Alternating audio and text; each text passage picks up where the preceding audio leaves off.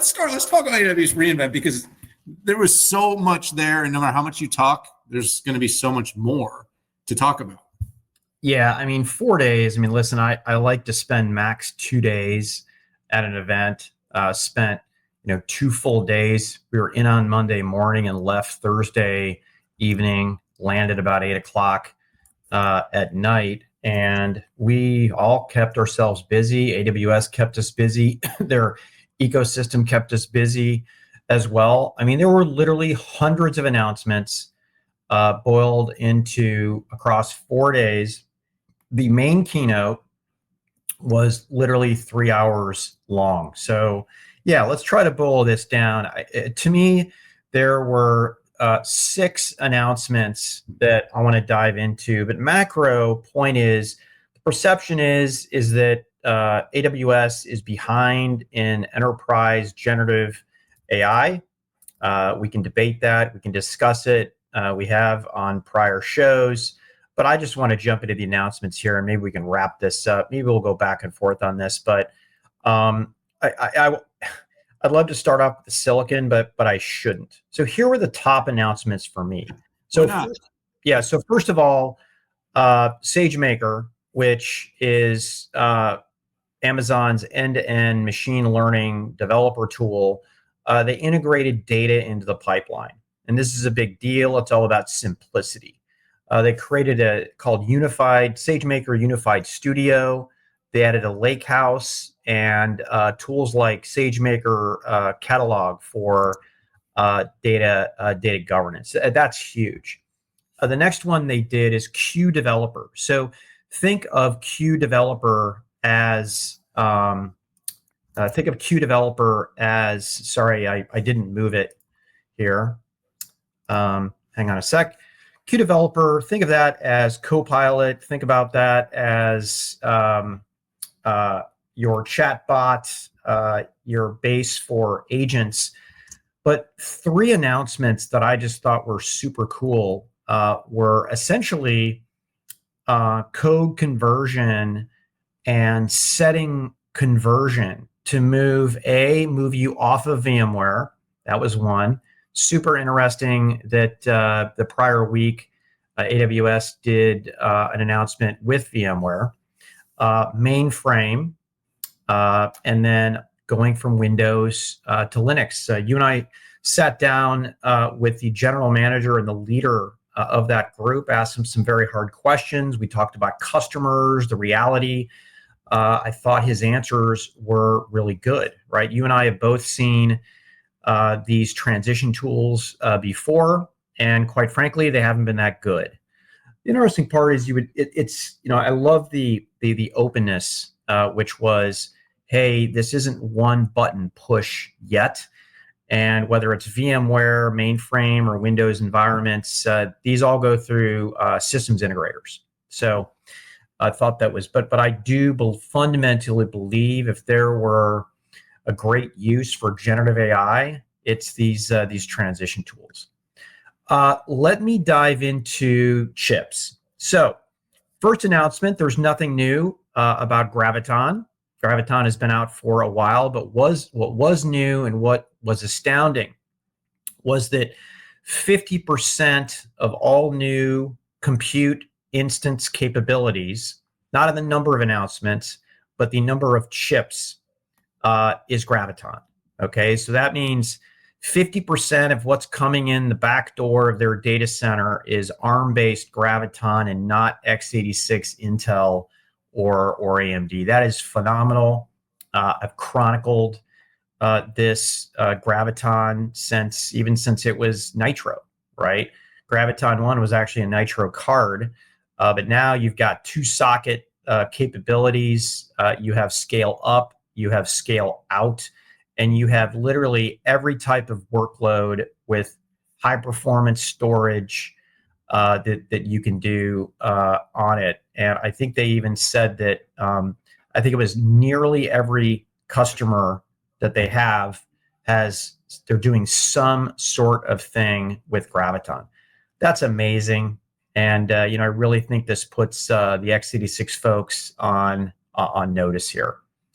Trainium 2 is not new, but it did go GA, which was pretty incredible. And they also brought in this Trainium 2 instance called Ultra servers.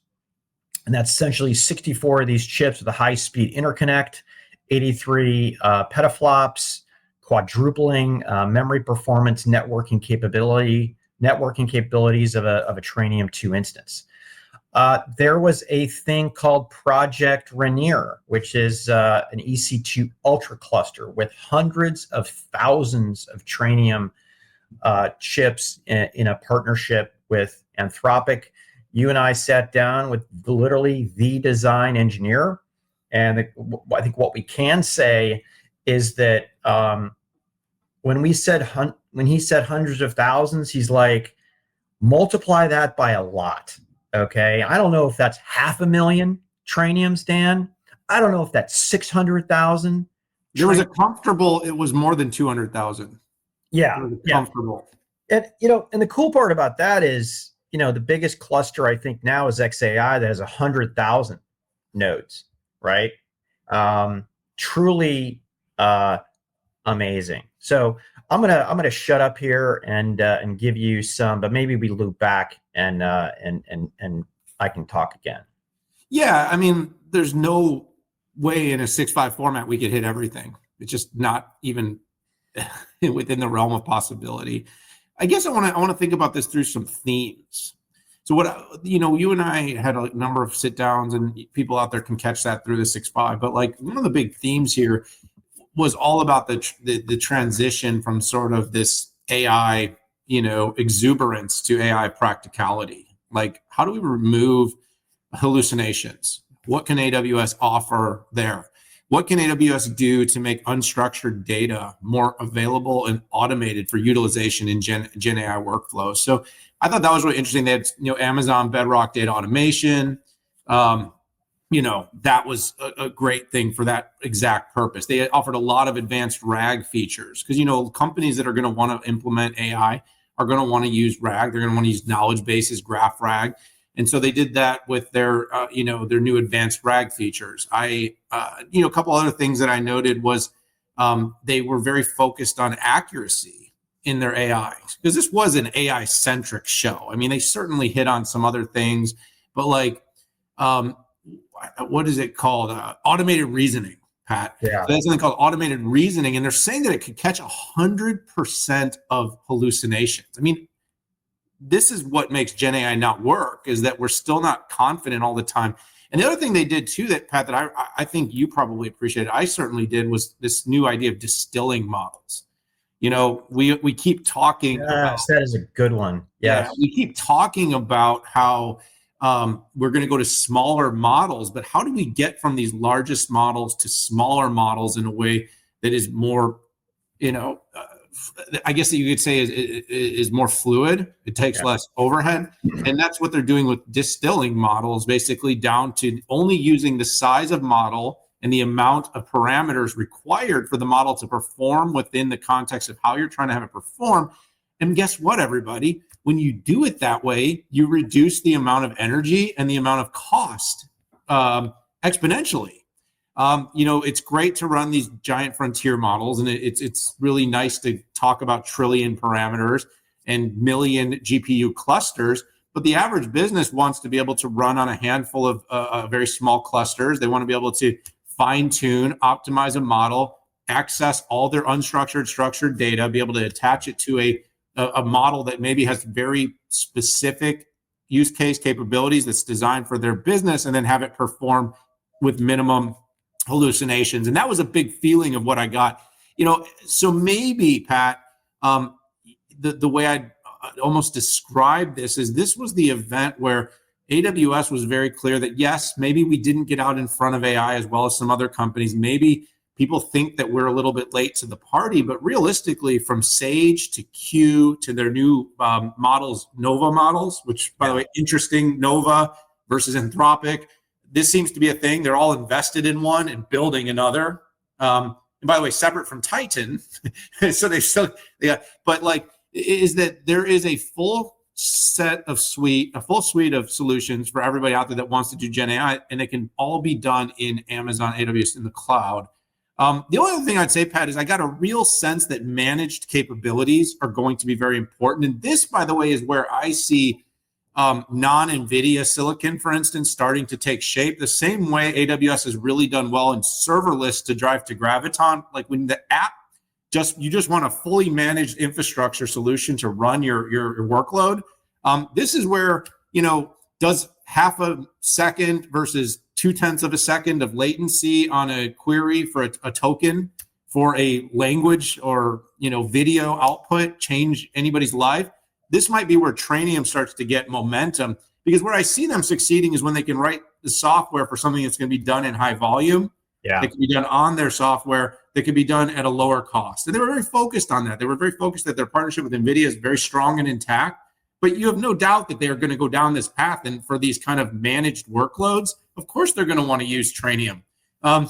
It's going to be just way better economics for the company. So I could go on for a long time, but those were a couple of things that caught my attention, Pat. I don't know if you want to boomerang back on anything here, or we want to jump over to you. They were great. They were great comments. And I think the reason that both all companies have their own models is I think when it comes to potential cost and ownership, but also the potential when models are undifferentiated, right? And then if they're undifferentiated, then what you want to do is you want to hit cost.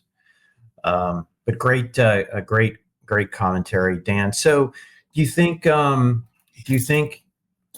AWS moved the needle? Wasn't that what we heard coming in? Matt Garman was saying to the press, looking for some needle moving. I mean, there was certainly a lot of interest. You and I can't tell you how many press calls we fielded. Now the week was a little blurry because of our next topic, but I mean, I think they moved the needle on silicon, but I think more importantly, they moved the needle on services. This is where AWS shines is services, and a lot of these services that like make data more available, unstructured data more valuable, databases more optimized. I mean, these are like, you and I have talked about this endlessly, almost ad nauseum, but like Gen AI only works when the data works. And so those solutions to make, to expose the right data to your applications is the key to making this stuff good. Yeah, man, I got to tell you, I'm as skeptical as ever of Gen AI for enterprise. I'm just going to lay it out there. And this isn't because of the Amazon event. It's us going to Amazon. It's us going to Microsoft, us going to and actually talking to the CIOs and then talking to partners. And it gets back to data, right? So I firmly believe that generative AI is going to be domain specific, and that's not domain specific to the data nerds or the developers. What I mean is inside of, let's say, your CRM system or your ERP system. And that's why I'm wondering, like, if enterprise SaaS is going to make the big rebound, but we'll probably talk about that a little when we talk about Salesforce. So I'm done on this topic. Yeah, no, I mean we can roll. There's some reasons to still have some skepticism, a cautious optimism maybe is another way of expressing it.